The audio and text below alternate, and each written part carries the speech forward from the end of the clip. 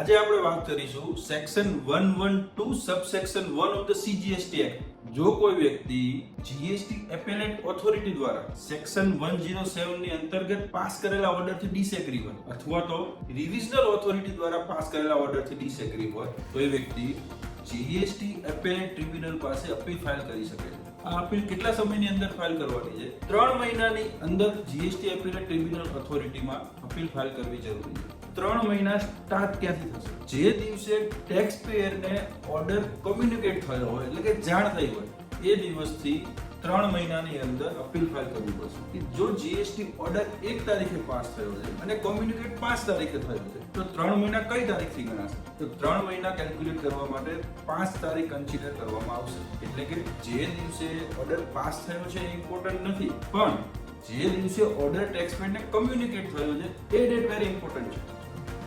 Thank you.